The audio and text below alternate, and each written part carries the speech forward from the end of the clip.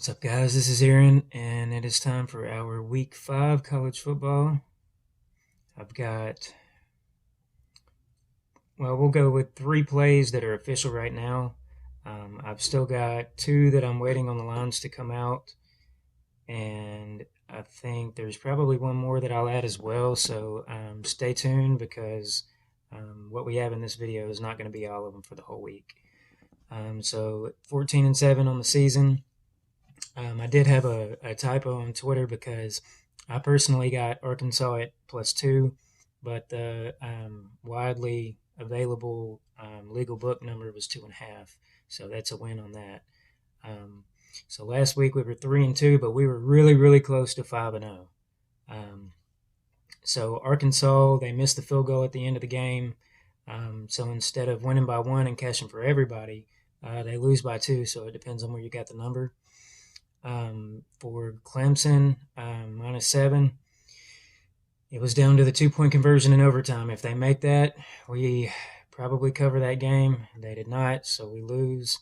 Oregon -6. They were down all game, and at the end they got the pick 6 to go up by 10, and then they give up a 60-yard play in garbage time, and Washington State scores with 5 seconds left.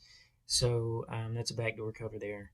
But we got wins on James Madison +7, and we got a win with the Rutgers team total under 13.5. So for this week, I've got some midweek games.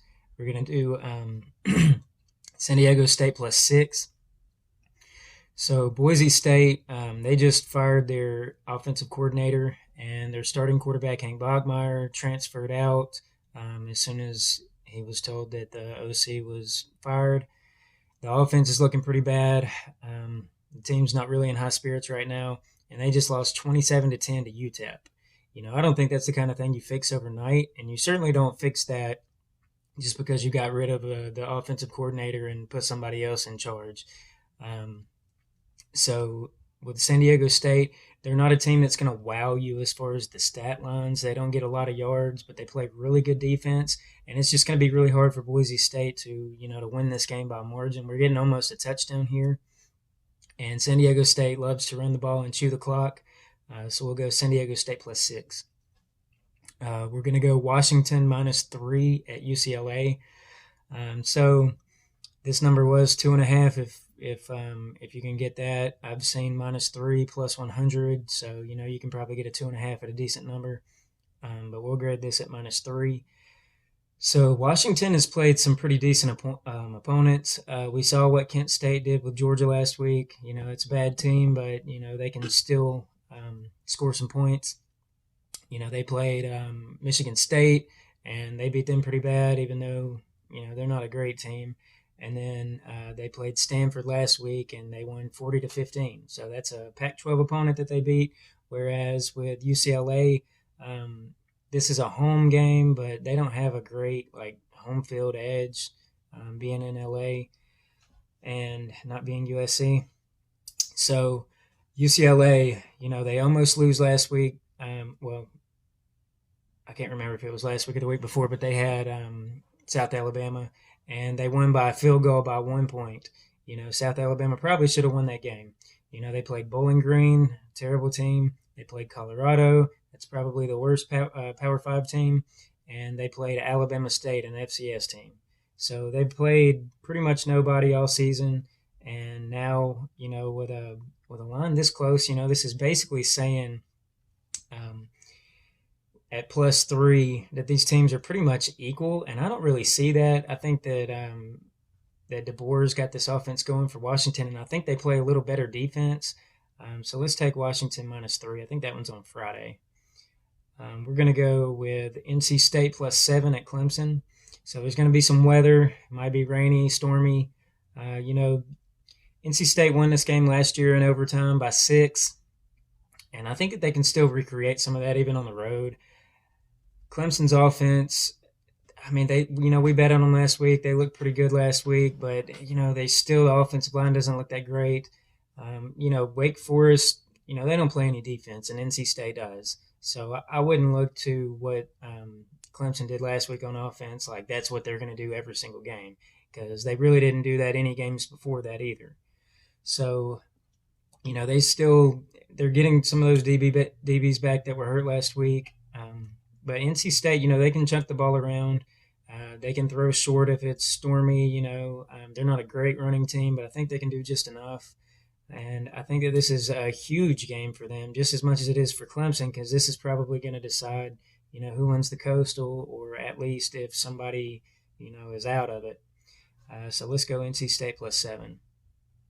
So I've also got Georgia first half. I saw a 16.5 out there, if you can get that, but I guess we're going to have to grade this at 17.5 because that's the most widely available. So they're playing Missouri, and Missouri had every opportunity to win a terrible game against Auburn last week. Missouri is really bad on offense. The quarterback's not any good. The offense is not any good.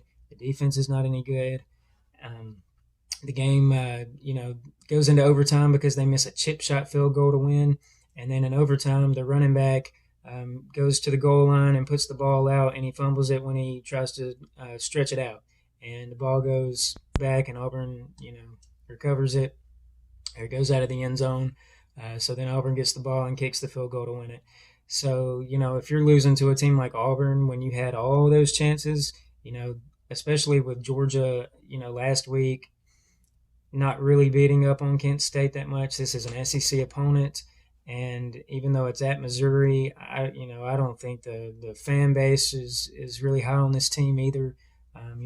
The coach is probably going to get fired, maybe get fired after the year with the poor showing they have. So I think Georgia can pretty much do whatever they want, and I don't really want to have to worry about something that happens at the end of the game. If the backups come in and all that, I do know that Georgia's going to score as many points as they want to in the first half. And I expect this to be, 24-0, 24-3, something like that. So let's go Georgia first half. So I've also got the line is not out yet for the first quarter, but I like Air Force first quarter under 7.5 against Navy. 8 out of 10, 8 out of the last 10 matches between these two teams, the first quarter has had 7 points or less. So, 80% of the last decade, this play is hit. These teams, even whenever they score, 50-something points between them in a game, they always start slow in the first quarter. They know each other really well. They play kind of close to the vest there. They're going to, chew all the clock. So I do like this first quarter under. So I know one more that I'm kind of waiting to decide on. And then leaning Iowa State -3. So we can go ahead and give that out now. Iowa State -3 at Kansas. I mean, look, Kansas, they don't win. They've never won, in almost 15 years. And I don't think just because they started 4-0 and have surprised everybody that makes some huge difference here. They brought back a lot of starters, so they've got some experienced guys. The quarterback's really good. They're moving the ball, putting up, 450 plus yards in games, but they're also giving up 450 to 500 yards in the 3 FBS games that they've played. Beating Houston's really good, but Houston's not looking good right now. Dana Holgerson is not high on his own team, and he's saying that he can't motivate his own team right now.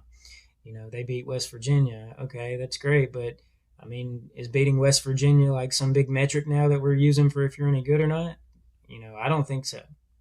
No, Brown hasn't been good since he's been at West Virginia. This line was 34.5 last year to Iowa State, and they won 59-7. Now, there's been a lot of turnover on the roster since then, so I don't expect that kind of victory this time. But I just think that Iowa State -3, basically just have to win the game, and you're getting this Kansas team that's now ranked like 11, I think I saw. And so they get to read all week about how great they are, see the ranking they have that they've never had since they've been there. So I think this is a chance for Iowa State to kind of make things right here and kind of put them in their place. So that's all I've got for you right now, but just stay tuned because there's at least one more that I know of that I'm looking at.